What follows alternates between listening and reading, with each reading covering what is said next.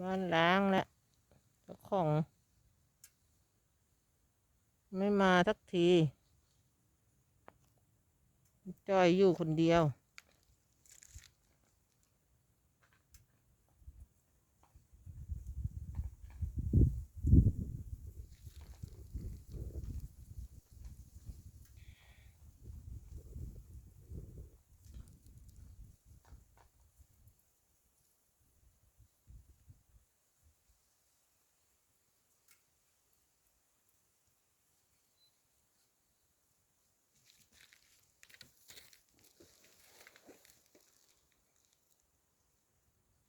อยู่บ้านนะจ้อยนอนอยู่บ้านเนอะ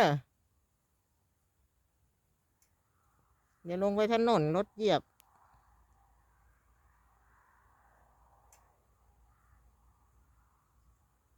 ตายแล้วนะ